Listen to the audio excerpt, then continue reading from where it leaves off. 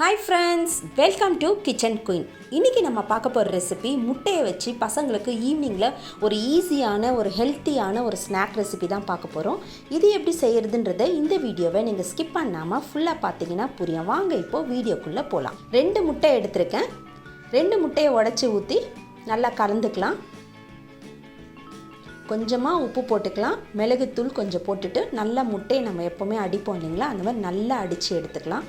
மிளகுத்தூள் உங்கள் பிள்ளைங்க சாப்பிட்ற அளவுக்கு காரம் நீங்கள் போட்டுக்கோங்க. கம்மியாக சாப்பிட்டா கம்மியாக போட்டுக்கோங்க. போட்டு நல்லா கலந்து விட்டுருங்க. இப்போ முட்டையை நல்லா எவ்வளோக்கு எவ்வளோ முட்டையை நம்ம அடிக்கிறோமோ அவ்வளோக்களவு அந்த முட்டை நல்லா சாஃப்டாக கிடைக்கும் நமக்கு. இப்போ முட்டையை நல்லா அடித்தாச்சு.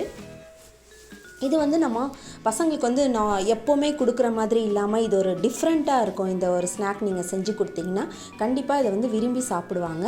ஒரு தவா வச்சுக்கலாம். வச்சுட்டு 1 ஸ்பூன் அளவு எண்ணெய் ஊற்றி நல்லா ஃபுல்லாக ஸ்ப்ரெட் பண்ணி விட்டுடலாம். இந்த மாதிரி எல்லா பக்கமும் எண்ணெய் படுற மாதிரி இந்த மாதிரி போட்டு விட்டுட்டு இப்போ நம்ம கலந்து வச்சுருந்த முட்டையை அப்படியே ஊற்றிக்கலாம். ஃபுல்லாக ஊற்றி அந்த தோசைக்கல் ஃபுல்லாக பரவுற மாதிரி நீங்கள் முட்டையை அதே மாதிரி ஸ்ப்ரெட் பண்ணி விட்டுருங்க. கொஞ்சம் நல்லா வேகட்டும். வெந்த பிறகு திருப்பி போடுங்க, இல்லைனா பிஞ்சிரும். இது ரொம்ப பெருசாக இருக்கிறதுனால நீங்கள் 2 கரண்டி யூஸ் பண்ணிக்கோங்க. யூஸ் பண்ணி பத்திரமா நீங்கள் பரட்டி போட்டுக்கோங்க.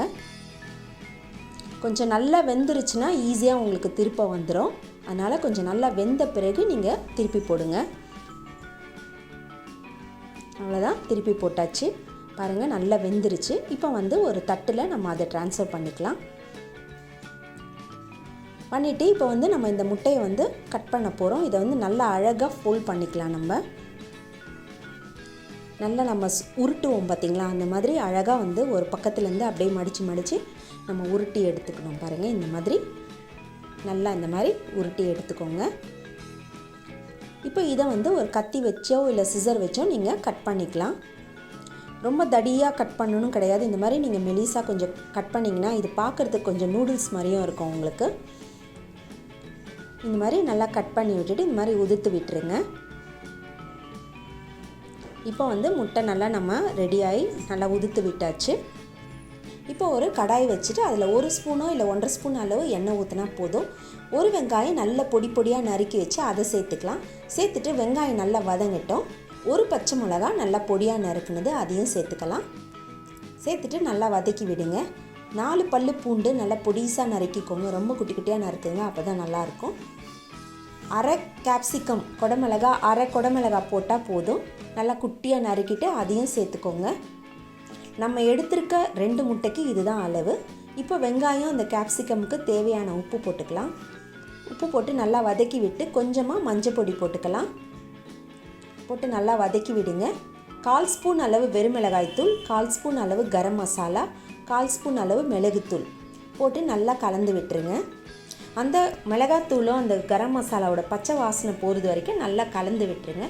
இப்போ கடைசியாக டொமேட்டோ கெச்சப் சேர்த்துக்கலாம். இப்போ உங்ககிட்ட டொமேட்டோ கெச்சப் இல்லைன்னா நீங்கள் கேப்சிகம் சேர்க்கும் போது ஒரு அரை தக்காளியை நல்லா பொடியாக கட் பண்ணி நீங்கள் சேர்த்துக்கலாம்.